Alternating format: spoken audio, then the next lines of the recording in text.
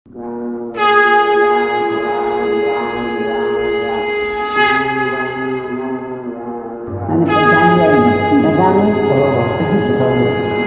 પ્રધાન બધાને जय श्री राम।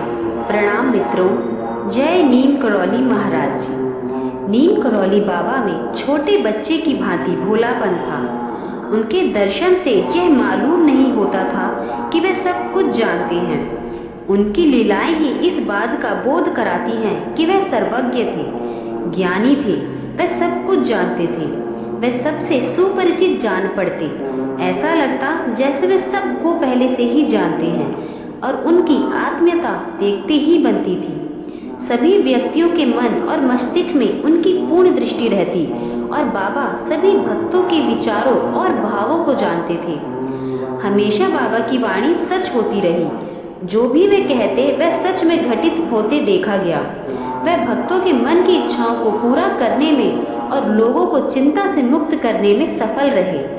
बाबा के हर आदेश के पीछे महत्वपूर्ण वजह जरूर होती, जिसे उस घटना के होने के बाद ही जाना जा सकता था। उन्हें हमेशा हर जगह की सभी स्थितियां एवं परिस्थितियों और व्यक्तियों के भूत, भविष्य और वर्तमान का हमेशा पता रहता और उनके सारे व्यवहार उसी अनुरूप होते। जब कभी कोई भक्त बाबा की परीक्षा लेने की कोशिश करता, उनको परखने की कोशिश करता, तो ऐसे व्यक्ति की शंकाओं को बाबा अपनी लीलाओं से अवश्य दूर करते रहे। बाबा अपने हर भक्त के बारे में सब कुछ जानते हैं, चाहे वह उनके पास बैठा हो या कहीं दूर दुनिया की किसी कोने में बैठा हो। बाबा हर भक्त के मन की बात पहले से जानते हैं। इसी संबंध में बाबा से जुड़े उनके भक्तों के कुछ अनुभव आज मैं आपको इस वीडियो में शेयर करने जा रही हूँ। सन 1944 में एक भक्त जो स्टेट बैंक के कानपुर हेड ऑफिस में थे, इसी वर्ष 14 नवंबर के दिन भक्त को प्रथम बार बाबा के दर्शन उनके सहकारिता दीक्षित जी के घर पर हुए। भक्त कहते हैं कि उस समय बाबा मुझे बोले कि तेरे घर आऊंगा और उठकर चल दिए। मैं एकाएक बात समझ नहीं पाया। एक क्षणिक दर्शन का भक्त पर ऐसा प्रभाव पड़ा कि भक्त अपनी कार में उनके पीछे चल दिया। महाराज की कार तेजी से निकल गई और भक्त पीछा करता हुआ भी उन्हें नहीं पकड़ सका। इसके बाद से भक्त के मन में उनके दर्शन की लालसा बराबर बनी रही। उस भक्त को कुछ समय बाद ज्ञात हुआ कि बाबा लखनऊ आए हुए हैं।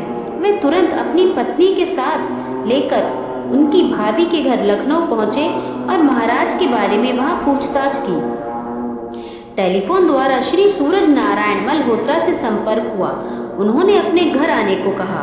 दूसरे दिन सवेरे भक्त, उनकी पत्नी और उनकी भाभी मल्होत्रा जी के घर पहुंचे। बाबा ऊपर के कमरे में विराजमान थे और दर्शकों की भीड़ लगी थी। सभी भक्त कमरे के बाहर ही खड़े थे। बाबा ने एक एक कर सबको विदा कर दिया और उसके बाद भक्त और उसके परिवार वालों को बुला लिया। सर्वप्रथम बाबा ने भक्त से कहा कि तू जो चाहता है मांग ले। भक्त ने केवल उनके आशीर्वाद की कामना की, जिसके परिणाम स्वरूप बाबा की कृपा सदा भक्त के ऊपर बनी रही। बाबा फिर भक्त की भाभी से बोले कि तू अपने पति के बारे में व्यर्थ चिंता किया करती है, चिंता छोड़ दे, सब ठीक हो जाएगा। अंत में वह भक्त की पत्नी से बोले कि तू पहले ही सोच कर आई है, पूछ क्या पूछना है। भक्त की पत्नी चुप रही।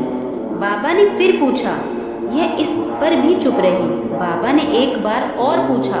जब भक्त की पत्नी इस बार भी नहीं बोली तो वह कहने लगे कि अच्छा, तेरे घर आकर मिलेंगे तब बताना।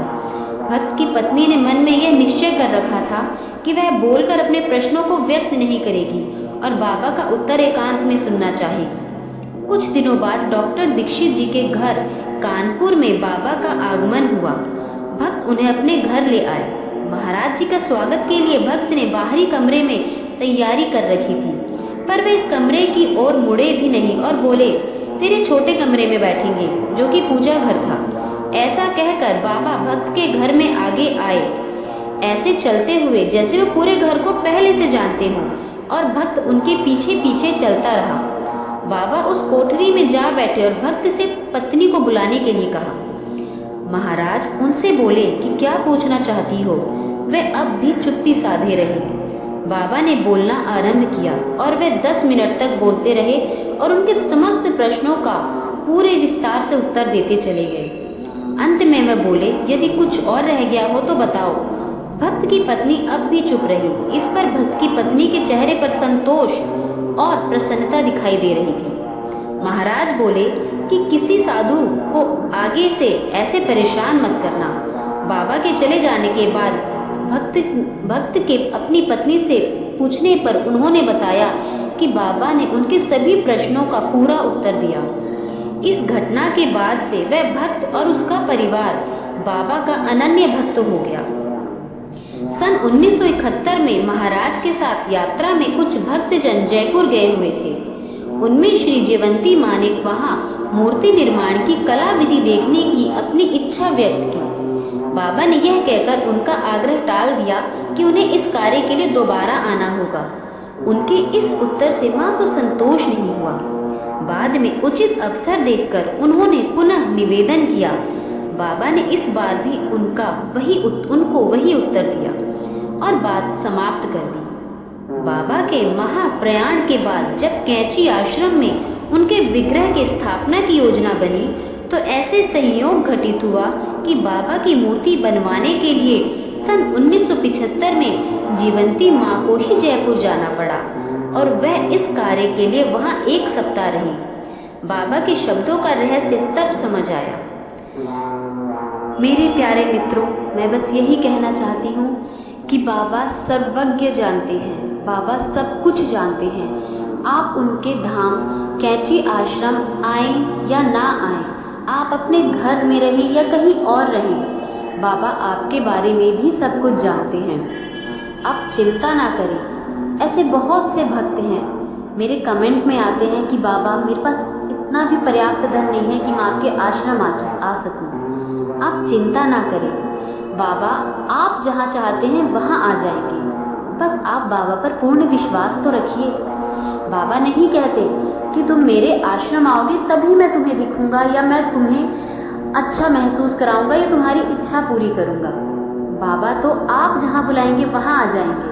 बस आपने सुना होगा ना, भक्त के वश में है भगवान। बस आपके ही वश में है बाबा साहेब। बस आपको उनको अपने वश में करने आना चाहिए और वो होगा आपकी पूर्ण भक्ति पूर्ण निष्ठा से।